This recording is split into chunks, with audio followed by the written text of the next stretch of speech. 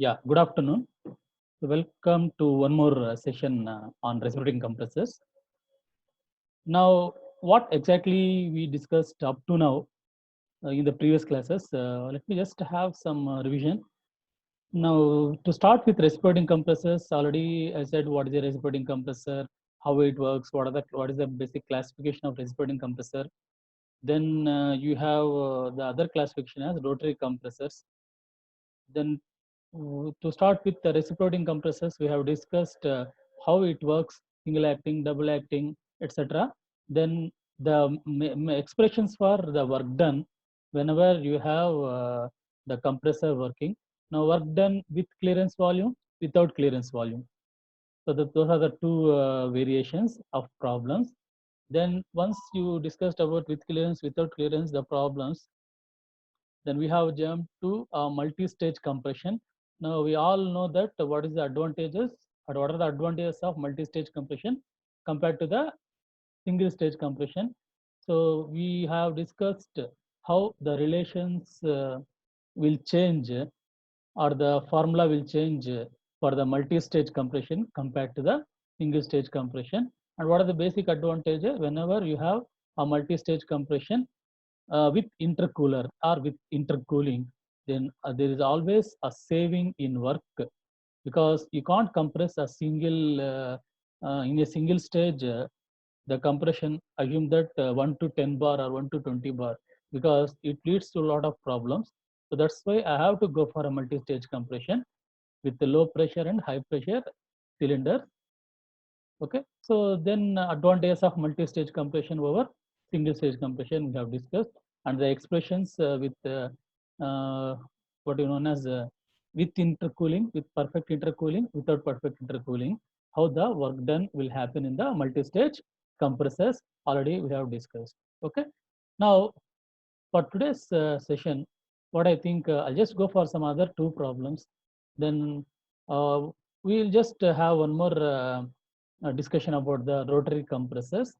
I'll show you some of the videos where we can assess how that particular rotary compressor work, and you can appreciate yeah, this is the way the compressors, the rotary compressors work. And obviously the rotary compressors, as I said, the reciprocating compressors are used for high pressure applications, that is 1 to 20 bar, 1 to 20, 30 bar, etc.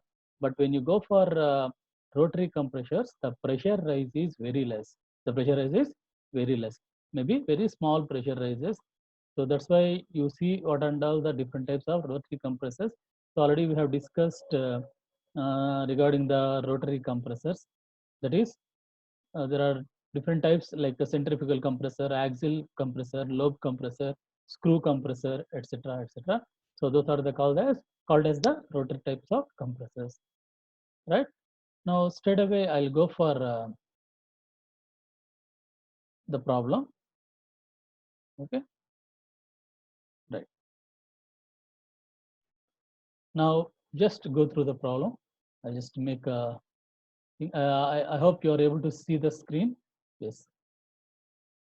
Now you can see here what is basically the problem is. Right.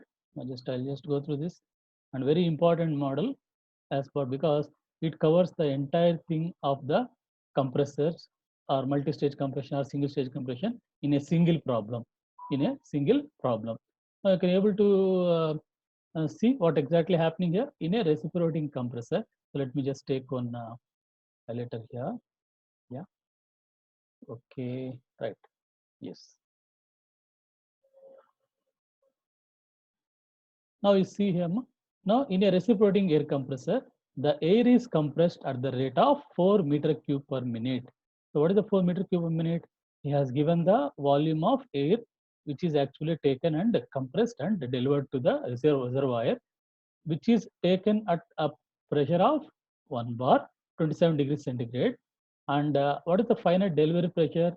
That's the final pressure of compression is 8 bar, following the index of compression as 1.2. So what does it means here?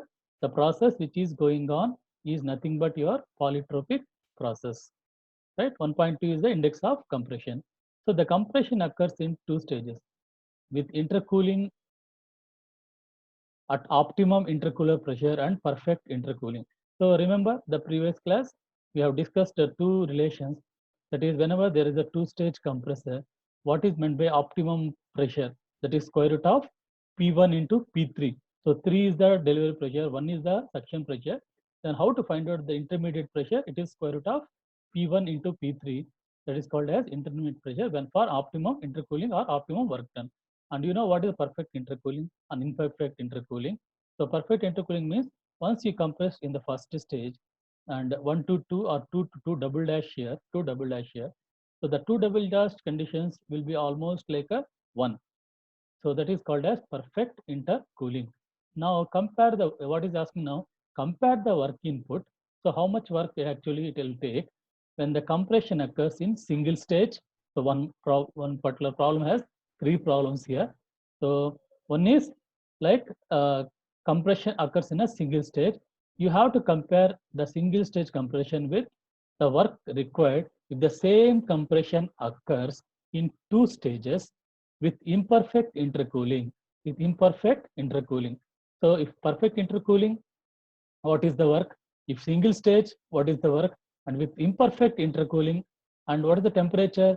You see that initial temperature is 27, but if imperfect intercooling, after intercooling, the temperature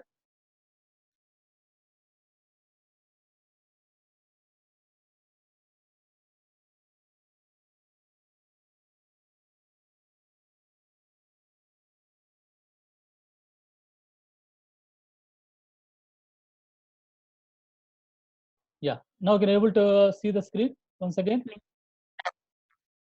Yeah. Now just see. Okay. So there's some problem. Okay, back again. Right. So just go through the problem. What exactly it's saying here. So once again, I'll just take on spotlight here. Now to just see what is happening.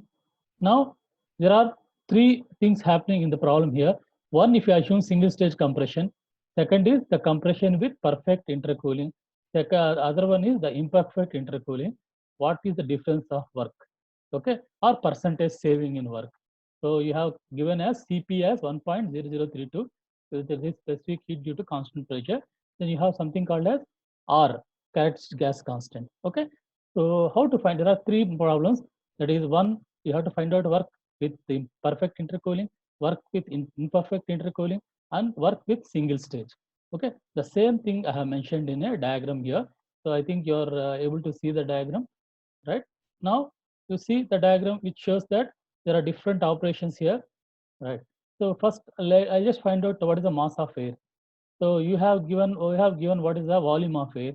So PB equal to MRT. By using that condition, I'll find out what is known as yes mass of air. So like that we can find it out. So 4.65 kg per minute. Now if we just go for the different processes here. So clearly in this diagram they have mentioned 1 bar is initial pressure and 8 bar is final pressure. Now you see the compression. Now what is process? Just follow my highlighter here. So just I'm taking suction 1 to 2, 2 to 3, 3 like this it goes.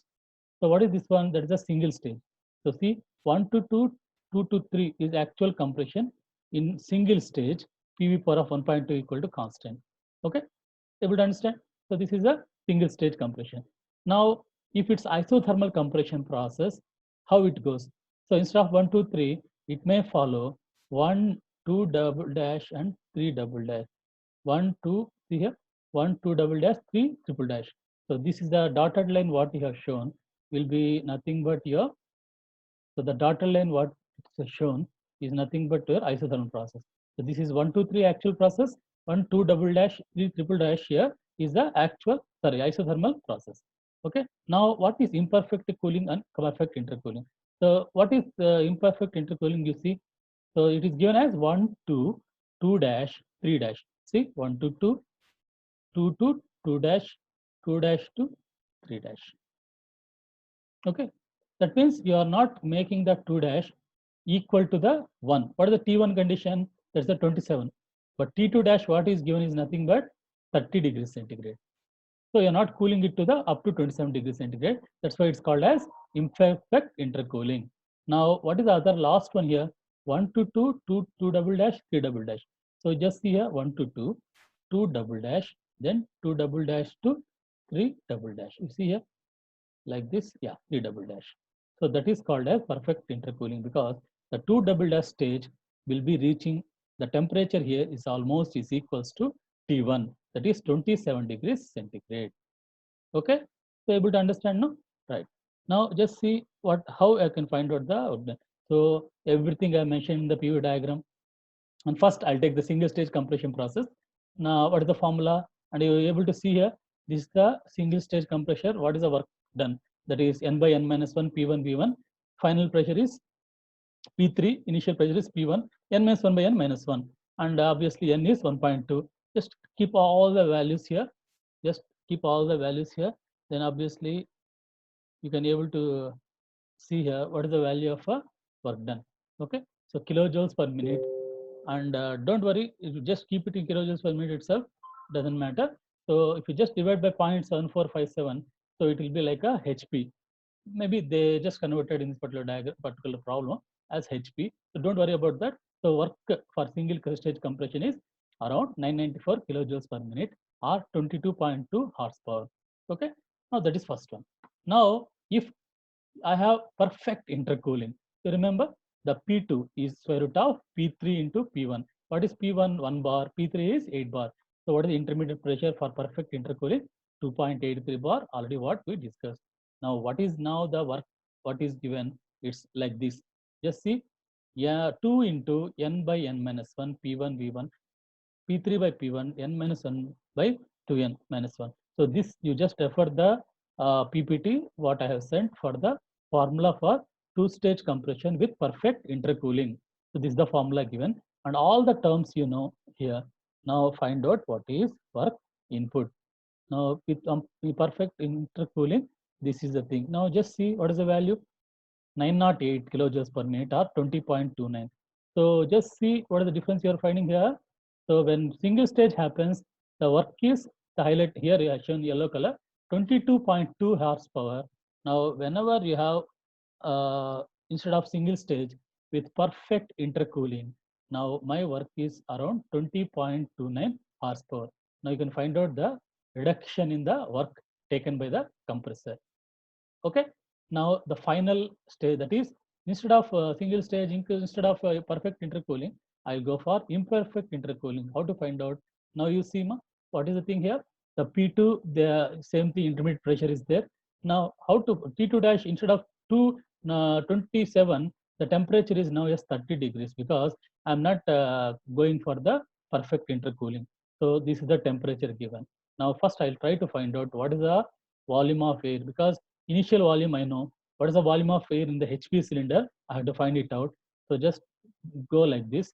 That is P1 V1 T1 is equals to P2 dash P2 V2 dash T2 dash. That formula PV by T equal to constant is there. No? Just to find out. Then I can find out what is the volume of air taken into the HP cylinder. It's around 1.43 meter cube per minute. Now, whenever there is an imperfect intercooling, now this is the complete expression for the yes work done. Okay, so that is work HP plus work LP.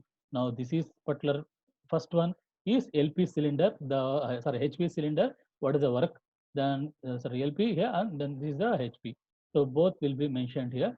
So P2 P1 is first stage, P3 P2 is second stage.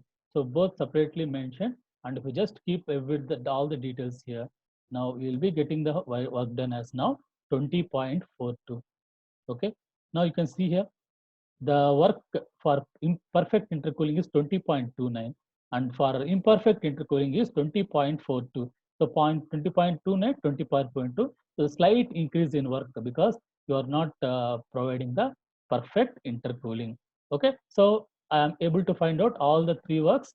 That is single stage gives you 22.22 HP. This is 20.29 HP. This is 20.42 HP. Now finally, we just check it how much is the percentage. Say, suppose if you have perfect intercooling compared to the single stage, how much percentage of saving in work here? That is 22 point something minus. If perfect intercooling is 20 point something is there. So just to take down, I will just take this formula. Now 8.69% of saving in work whenever if you go for perfect intercooling instead of a single stage compression. So that is how it goes. Now, if perfect intercooling is there, imperfect intercooling is there, then how much is the saving? Now, just see, one is like a 20.42. The another one, what you have seen is how much here? It's around, yes, 20.29. So how much is the percentage saving here compared to the perfect or imperfect cooling? So just one minus other by other one. So 0.636 percentage. 0.636 percentage. Okay. So this is how your work done you can calculate for perfect intercooling, imperfect intercooling, as well as single stage. There are three formulae and three types of results what you are going to obtain. So what this problem actually tells us, compared to single stage compression, the compression with multi-stage with perfect intercooling will actually provides us to give very less work for the compressor, right? So this is how it actually works. Okay. Now there are a lot of problems available here. Just go through the different examples available in the textbook. Not only this one, you can follow any textbook based on the thermal engineering. It will be like RS Kurmi or whatever thing. So the any thermal engineering textbook have that particular concept of reciprocating compressors. So any thing, you just go through those problems and find out if we have anything like a typical example. If you find, then definitely we'll get it back and we'll discuss that one. Okay, so that's about the problems on particular reciprocating compressor. Now, in addition to that, what we discussed in the last class, yes, let me just go for that. Now, able to see the screen since. Now, this is the basically the second part of your reciprocating compressor, right? Now you see here, we have discussed these particular concepts of rotary screw compressor, slave vane compressor, lobe compressor, centrifugal compressor, axial flow compressor. Okay, so sliding vane lobe are very simple thing. You can easily assess. I'll just go through that one also. Just already we have discussed that one. I'll show you some of the videos so you can easily understand. So this is how the screw compressor looks like. How it works, we'll see it now. Now this is vane compressor. Last class I have explained how it works. So this is how it works. You can explain in your own words. You can explain in your own words how these particular compressors work. And finally, you have something called as, yes, lobe compressor, the very simple one, two lobes, and the space between these things will be used for compression of the fluid. Okay, so very small pressure rise is possible in this particular compressors. Okay, now centrifugal compressor, as already we discussed. So this is how the compressor looks like. Now I hope this is inlet of air, and because of the centrifugal force, the pressure is exerted or on the particular air which is taken, and that increases the pressure of the air. And because the rotor is rotating, and the centrifugal force of the rotor causes the pressure rise. So that's called as centrifugal compressor. And finally, what we discussed is, yes, nothing but your axial flow compressors. Very, very important thing, the axial flow compressors, because if you go for a jet propulsion units or gas turbine units, so obviously you find that these axial flow compressors are very, very important, because so you require in gas turbines or the jet propulsion or rocket propulsion, where you have these gas turbine power plants. So that particular things requires compressed air, okay, which gives high volume of air and with low pressures. Okay, so this is how this axial compressors. These are different types of rotary compressors. Now let's just see. I hope you are able to see the videos here. Yes, right. Now just go through the videos what I'm showing here. Right now, this particular first video will be just giving you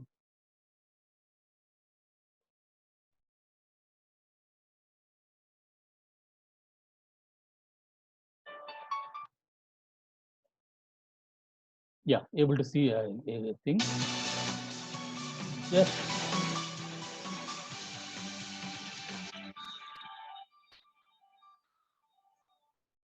Now you see this particular video, which is how the screw compressor works.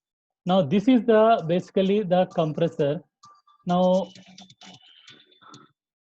I'll just take one highlighter here. Yes. Now see how that particular compressor works. Now this is basically a screw compressor. Now what is rotating here, you are able to see, this is nothing but your screw. Okay, now just observe how it's taking air. How it's taking air. Now just see here. Now this is the thing what is shown in the blue color, which is actually shows that how the air is taken in the input. Now you just see here, there are two screws which actually rotates oppositely. One I'll provide the motion, that's a driver. So another one is called as a driven part. So the blue color indicates the incoming air, and once it gets compressed because of the space between the two things, it will be compressed. The compressed air is shown in the red color. The compressed air is shown in the red color. So hope you understood how the screw compressors is going to work, right? So once again, just go through that. Yeah, you see, this is the two things available. Yeah, this is observe once again. So this is how the screw compressor works. Yeah, so input air, compression, and compressed air is out. Okay, so how the particular compressor is working, right? Now we'll go for one more thing, that is, yes. So just see how this particular centrifugal compressor is going to work. Yes. Now just see how the centrifugal compressor. Yes. Now see, this is the how the compressor centrifugal compressor works. This is how the centrifugal compressor works. Now you can see here the outer one is called as casing, and this is called as an impeller. This is called as an impeller. Now this is outlet of the compressor, and this is inlet for the compressor. Now see, the arrow mark shows you the air is which is coming inside, which is being compressed by the impeller, which is rotated. How this particular impeller is being rotated here, I'll be providing a prime mover or a motor to rotate. Now just see how it works. Now see, yes. So I just blue color indicates the incoming air, now which actually goes inside, and the impeller is keep on rotating because of the centrifugal force provided by the impeller. It compresses the blue color, that's the input fluid. Then it will be compressed here, and from the casing, it will be coming from the outlet. Okay, so that's how your yes centrifugal compressor is going to work. Right now, we'll just go for one more thing, that is yes. Now see, this is what important as per point of your gas turbines, that is.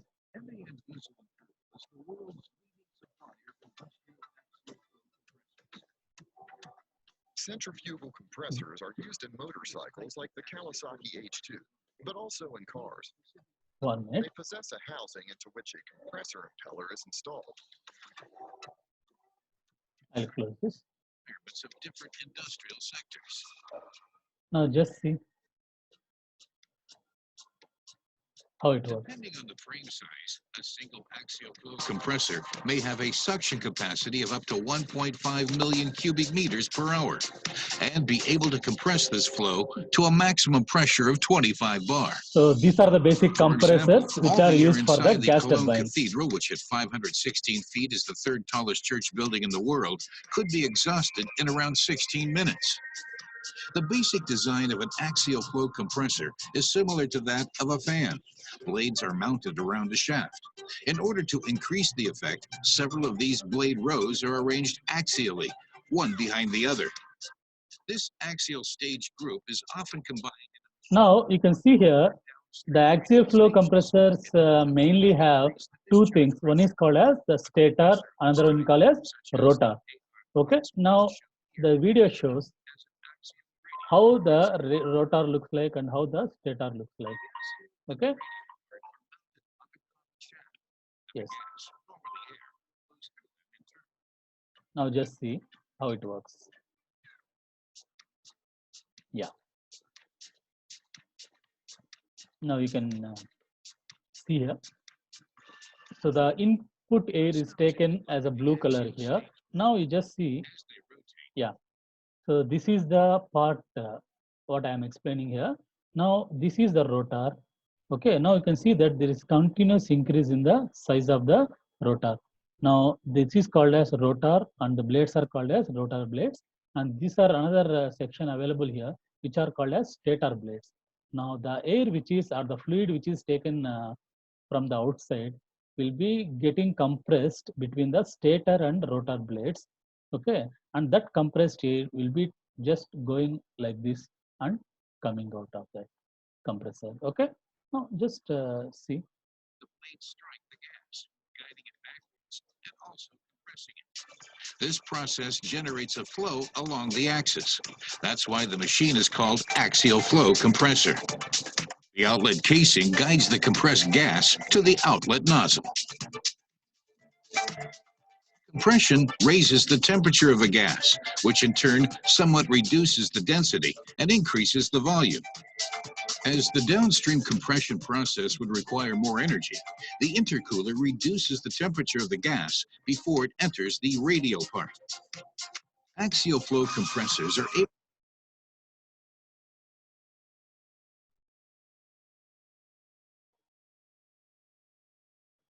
Okay, right.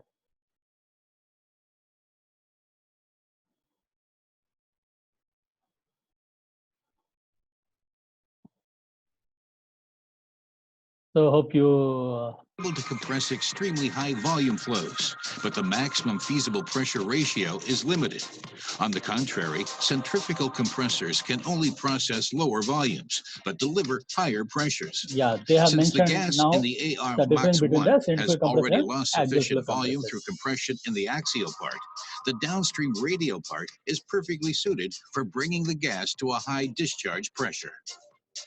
MAN Diesel and Turbo has been designing and manufacturing axial flow compressors since 1950, either in air separation, nitric acid production, as blast furnace blowers, or in refinery applications. These machines have been verified hundreds of times and proven over decades. Coal liquefaction is a future-oriented application that extracts synthetic fuels and other chemicals from coal. Okay, so that's about the different types of compressor. So you can have a lot of videos. You can go through those videos, doesn't matter. So hope you understood the concept, right? So we have worked on, just have a revision once again. So reciprocating compressors, we have seen a lot of problems and we have already discussed about the rotary compressor, how it's works. And further classes, if think, then we just have the revision of. Now that's about your the 5th unit, right? So further, whatever the classes I'm getting, I'll be just going again. I'll be revising the topics what I already covered for the past. I mean, all the 5 units. Okay, right? So with this, I'll stop here, and I'll just unmute the things. If you have any doubt, I have another 5 minutes. We'll just I'll take the questions. Okay, thank you.